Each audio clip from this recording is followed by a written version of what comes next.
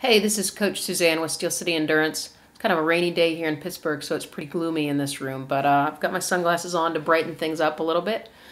I wanted to make a quick video for one of my athletes, Greg, who did a 1,000-yard time trial in the pool the other day and felt a little bit of frustration. So I had some thoughts that I hope would help more people.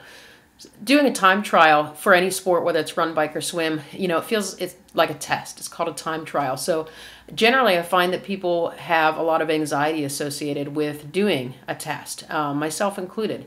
But from a performance point of view, it's really important to be able to measure where you're currently standing so that you know if you've made improvements, and also so that you can approach your next training block with some educated information.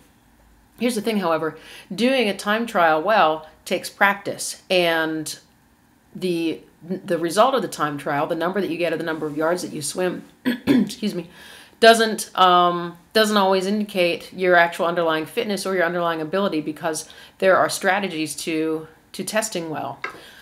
Specifically for a 1,000-yard swim time trial, it's going to be more or less 20 minutes of exertion, depending on your speed.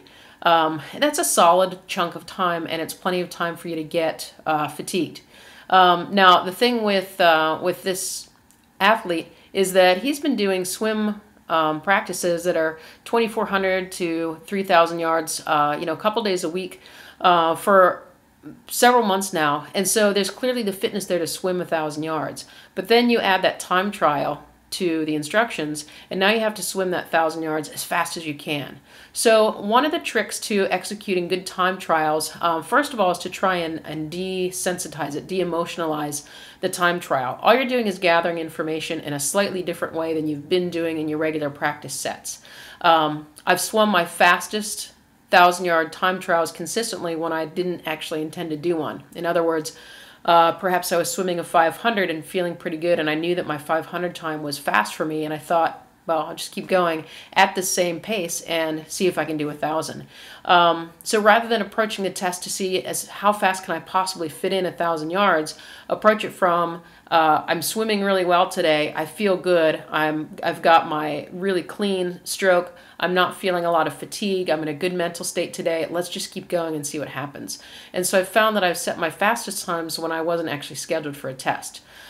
Those kind of experiences, if you experience them often enough, and if you're open to identifying opportunities when you can try that, those help teach you how to pace. So now I know that if I've got a 1,000-yard test to do, right, I'll call it a test because that adds the emotional component, I can go back to that experience where I felt really great in warm-up, nice, long, smooth, fast stroke, and I had completed 1,000 yards, and I set a new personal best for 1,000 yards, straight from the warm-up. Those experiences where I'm completely relaxed, I feel in tune with the water, my body's moving fluidly, those set up good experiences so that I can try and repeat that experience later. So I've learned how to pace based on these sort of accidental opportunities that I leave myself open to experiencing. So here's my recommendation for you. If you've got a test on your schedule or a time trial, don't personalize the experience. Don't give it emotion. Don't give any value to it other than collecting information. And look at it as an opportunity to practice your pacing more than anything else. If your coach gives you a 1,000-yard time trial and you feel like you blew it, let's say you do 23 minutes, and normally you can do your hundreds in less than 2 minutes fairly easily, and you just blew up your pacing. Rather than getting frustrated about it or letting it ruin your training day, just say, hey, now I know how not to pace one of those tests. I'm going to pace it better next time. And you can try it again in a couple of days. The other thing that's important to realize is that there's no magic about a 1,000-yard time trial. A lot of people will use this test in order to get a training pace. They call it a threshold pace. If you compare it to other sports where we do testing like swimming and biking, it's fairly well accepted that your threshold for bike is a 1-hour time trial. But nobody's going to do that. Some people do, but most triathletes are going to do that in races. But in training, we usually substitute something shorter, like a 20-minute or a 2x20 minute. They're all approximations of your threshold. So now we're taking a swim time trial, 1,000 yards, but we're calling that threshold. So we're bending the rules by doing that. We're saying that the physiology of swimming is different than biking and running. but it's not. What you're really trying to do is teach yourself pacing and identify this emotional component where on the bike or the run, you can just go really, really hard for your 20 minutes or for your 5K or 10K, and you're going to execute a faster speed because you're putting energy into it, and that usually results in speed at the other end. In swimming, frequently it's the opposite until you get really tuned in with your stroke. You add energy in and you create more turbulence, and it slows you down and makes you more tired. If you experience that happening, back off on the energy in. You may feel like you're not putting enough energy into the test. You may feel like you're disappointing yourself or your coach. But in swimming, it's really, really important to only spend just enough energy to get the job done.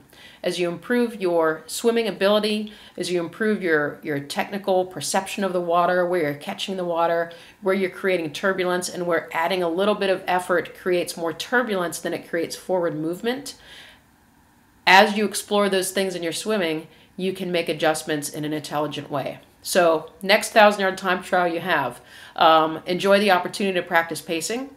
Like anything else, start off a little bit slower than you think you could sustain and build into it if you feel good, and be acutely aware of those moments where you add effort without getting any forward speed in return. If that happens, instinct for humans is to work harder and harder, and we just slow down more and more. So if you experience fatigue and slowing down in the swim, ease off a little bit, and more likely you're going to add some efficiency back to your swim. So that's my advice for a 1,000-yard time trial, and I hope it helps you. Have a good day.